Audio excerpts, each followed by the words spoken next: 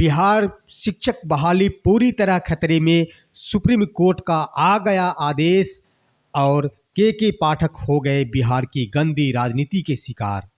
नमस्कार, आदाब और दिल से प्रणाम आप तमाम प्यारे प्यारे साथियों के साथ साथ तमाम शिक्षक अभ्यर्थी और उसके साथ तमाम नवनियुक्त शिक्षकों के साथ साथ तमाम पूर्व के कार्यरत विद्वान शिक्षकों। मैं हूं एसके चौधरी और हाजिर हूं आप सभी के समक्ष बहुत बड़ी खबर बिहार की शिक्षा व्यवस्था को लेकर।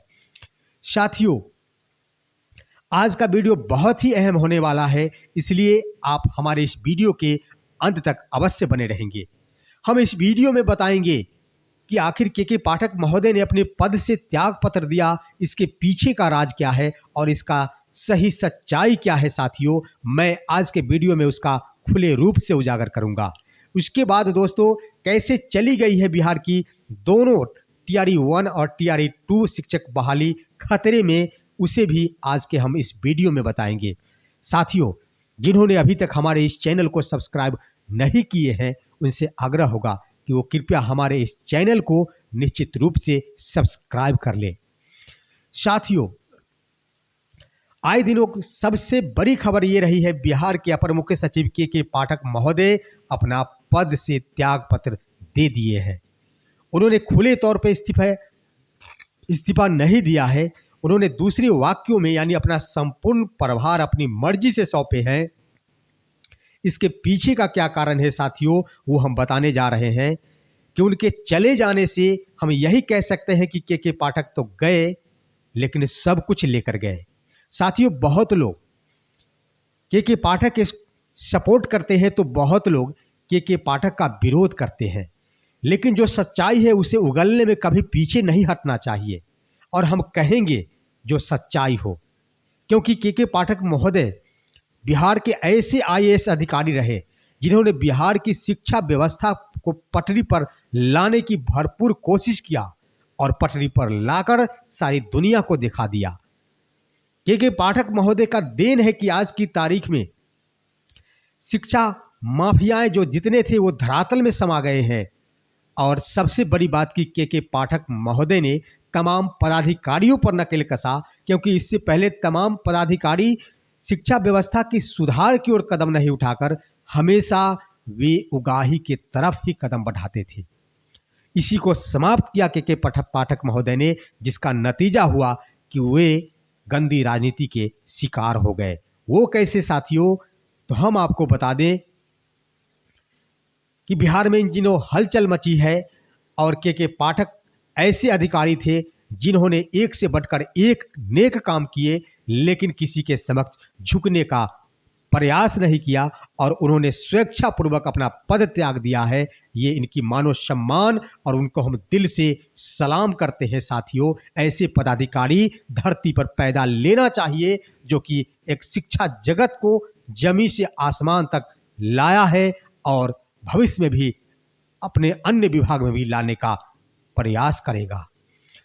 साथियों, हम इस पर भी विस्तार पूर्वक चर्चा करेंगे कि कैसे के पाठक महोदय गंदी राजनीति का शिकार हुए हैं। इस वीडियो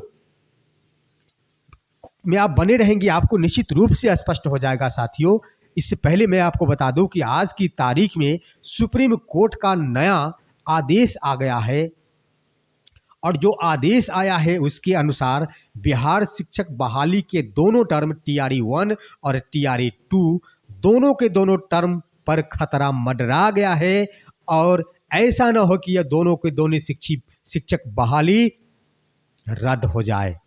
इसे कतई इनकार नहीं किया जा सकता, क्योंकि ऐसे ऐसे खेल सामने आ गए हैं। और ये साथियों, ये बातें अगर के पाठक महोदय को पहले पता चल जाती कि शिक्षक बहाली के साथ क्या खेल किया जाएगा, सचमुच के पाठक शिक्षा विभाग में कभी आने का प्रयास तक नहीं करते। साथियों, आज जो न्याय निर्णय सुप्रीम कोर्ट की ओर से आया है उसमें स्पष्ट ये कह दिया गया है कि 28 जून 2018 का नियम पूर्णतः लागू होगा और उस नियम के बारे में हम आप तमाम साथियों को बता दें कि उसमें वही है कि बीएड अभ्यर्थी 1 to 5 में बहाल नहीं होंगे। अब आज सवाल उठता होगा कि वैसे टीआरई 1 पर इस पर क्या असर पड़ेगा और टीआरई 2 पर इसका क्या असर पड़ेगा। साथियों, 1 पर असर पड़ेगा और हर हाल में पड़ेगा। वो कैसे, आप देख ले साथियों कि शिक्षा विभाग के अपर मुख्य सचिव ने बहुत फूक फूक के अपना कदम बढ़ाया और तमाम जो सही कार्य थे उसी को उन्होंने करने का प्रयास किया और करवाया भी, परंतु बीपीएससी ने ऐसा खेल बिगाड़ा जो के पाठक के सामने एक चुनौती खड़ा कर दिया। जितने भी रिजल्ट टीआरई 1 के प्रकाशित किए गए थे उसमें आप जान सकते हैं दोस्तों कि कोई ऐसा जिला नहीं रह गया है जहां बीएड अभ्यर्थियों का रिजल्ट नहीं दिया गया हो। भले ही छांट दिया गया था, बीएड का रिजल्ट नहीं दिया गया था 1 to 5 के अंतर्गत, परंतु भूलवश कहे या फिर बीपीएससी के द्वारा किए गए, जानबूझकर किए गए कदम, इसके आधार पर बहुत सारे बीएड अभ्यर्थियों का रिजल्ट प्रकाशित कर दिया गया था। कई अभ्यर्थियों को काउंसलिंग में छांट दिया गया, कई अभ्यर्थियों को नियुक्ति के उपरांत सेवा से हटा दिया गया और कई अभ्यर्थी, ढेर सारे अभ्यर्थी अभी भी शिक्षक बनकर बैठे हैं। इसी मुद्दे को लेकर सुप्रीम कोर्ट में मुद्दा चला गया है और वे केस खुल भी चुके हैं कि कई अभ्यर्थी ऐसे थे जिन्होंने सवाल खड़ा कर दिया कि बीएड अभ्यर्थी को जब रोक दिया गया था, रिजल्ट नहीं प्रकाशित करने की बात कही थी, तो फिर क्यों रिजल्ट दे दिया गया। और रिजल्ट देने का नतीजा ये हुआ कि हटा देना इसका निदान नहीं होता, उसके स्थान पर नीचे के अभ्यर्थियों का कटअप बनता, उनका नाम मेरिट लिस्ट में आता, जो कि वंचित हो गए और वे सफलता से बाहर हो गए और आज की तारीख में परीक्षा में सम्मिलित नहीं हो पाए, आज की तारीख में शिक्षक नहीं बन पाए और वे गलत नीति का शिकार हो गए। तो साथियों, इसी मुद्दे को लेकर सुप्रीम कोर्ट एक तरफ से शिक्षक बहाली के विपरीत और शिक्षकों के विपरीत दिन प्रतिदिन फैसले देते आ रही है, तो इसमें कहीं से भी इनकार नहीं किया जा सकता कि इस टीआरई 1 की बहाली की प्रक्रिया को ही रद्द कर दे सुप्रीम कोर्ट। इसके पीछे भी कारण है दोस्तों, हम बताने जा रहे हैं। और टीआरई 2 की बात करें तो इसमें भी ढेर सारे अभ्यर्थी कोर्ट का शरण ले लिए हैं और इसका नतीजा है कि बहुत सारे रिजल्ट जो जारी किए गए उसमें महिलाओं के कटअप ज़्यादा कर दिए गए और सबसे अहम बिंदु था भाषा अहर्ता को लेकर, जो कि बीपीएससी ने बीच में ही भाषा अहर्ता को समाप्त कर दिया। और मैंने पहले ही बता दिया कि जो भी गलत नीतियाँ आई हैं शिक्षा बहाली के ऊपर, जो भी खतरे मंडरा रहे हैं, उसका सबसे बड़ा जिम्मेदार है बीपीएससी। और बीपीएससी ने बीच में भाषा अहर्ता को समाप्त कर दिया और अभ्यर्थियों द्वारा सुप्रीम कोर्ट में और हाई कोर्ट में भी केस दर्ज कर दिया गया है, उसकी भी सुनवाई चल रही है। और जान चुके हैं कि वर्तमान में जो भी फैसले आ रहे हैं वो शिक्षा और शिक्षा जगत के विपरीत फैसले आ रहे हैं। तो इसका भी कारण है दोस्तों, वो क्यों हम बताते हैं। तो टीआरई 2 पर भी खतरा मंडरा गया है, टीआरई 2 की रिजल्ट भी बाधित हो सकते हैं, टीआरई 2 की बहाली भी रद्द किए जा सकते हैं, इसमें कहीं से इनकार नहीं किया जा सकता, क्योंकि ये सोची समझी राजनीति के तहत हो रही है। हमने पहले भी बता दिया था, इससे पहले के वीडियो में मैंने बताया था आप सभी को, जिसमें मैंने कहा था कि 8 जनवरी को सप्लीमेंट्री रिजल्ट आएंगे। बहुत सारे अभ्यर्थियों ने गलत कमेंट भी किए थे, लेकिन साथियों उसमें मैंने ये भी कहा था कि 7 दिन अहम होगा और के पाठक छुट्टी पर चले गए हैं, सावधानी बरतने की जरूरत है। और उसका फल सामने आ रहा है कि अब लाख सावधानी बरतने के बाद भी खतरे से उबारा नहीं जा सकता शिक्षक बहाली को, क्योंकि ये सोची समझी साजिश के तहत इस रूप में हो रही है। साथियों, मैं आज खुले तौर पे कह देता हूं कि बिहार की शिक्षक बहाली सिर्फ व सिर्फ राजनीति मुद्दे के तहत आयोजित की गई थी।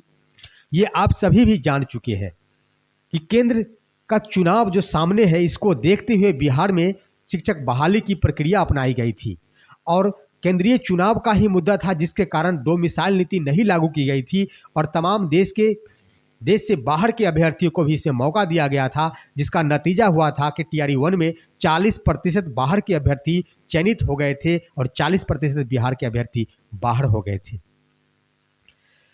तो ये पूरी की पूरी उसके बाद जारी हुआ कि टीआरई 2 का भी आयोजन किया जाए ताकि राजनीति मुद्दा मुझे और भी सहायता प्रदान करे। और इसके तहत TRE 2 का भी आयोजन किया गया। सब कुछ बहुत अच्छे ढंग से चल रहे थे। TRE 2 की भी बहाली की प्रक्रिया बहुत अभी भी चरण सीमा पर है, अभी भी नियुक्ति पत्र बंटने की ओर है। लेकिन एक भी दिन होगा ना साथियों, वो अहम होगा शिक्षक बहाली के लिए, वो आप देख लेंगे। सब कुछ अच्छे ढंग से चल रहे थे, परंतु बीच में राजनीतिक खेल हुआ, राजनीति उथल पुथल हुई। वो हुआ इंडिया गठबंधन को लेकर और वे हुआ बिहार के राजनीति को लेकर।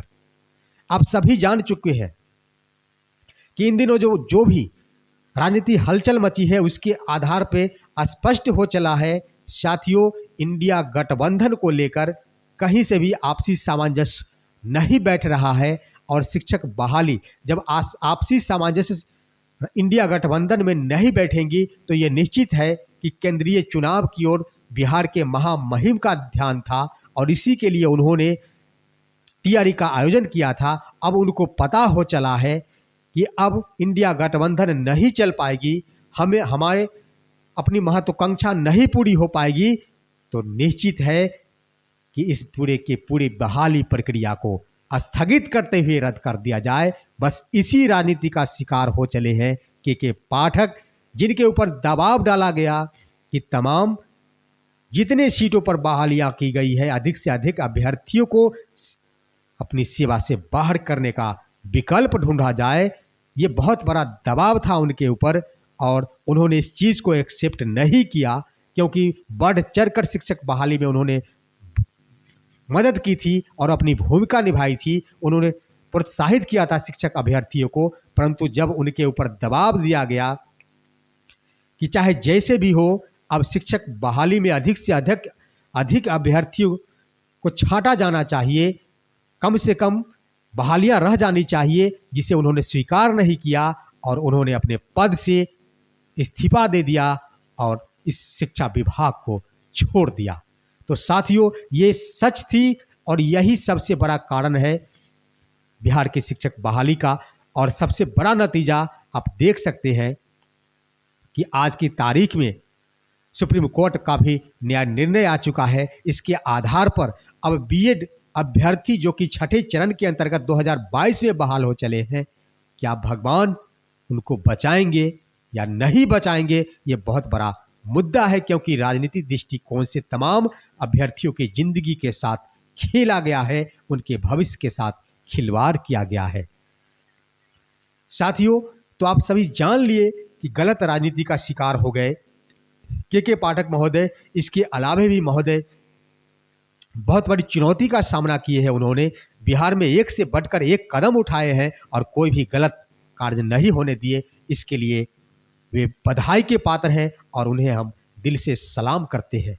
साथियों, हमारे इस वीडियो को आप इतना शेयर कर दे ताकि तमाम बिहार के वासियों और बिहार के शिक्षक अभ्यर्थियों के साथ साथ तमाम TRE 1 और तमाम TRE 2 के अभ्यर्थियों की आंखें खुल जाए और उनकी जहन में भी खून की लहर दौड़े कि आखिर मेरी जिंदगी के साथ खिलवाड़ क्यों किया जा रहा है। साथियों, हम फिर मिलेंगे आपके साथ अगले वीडियो में। तब तक के लिए दिल से कहते हैं नमस्कार, आदाब, जय हिंद, जय भारत।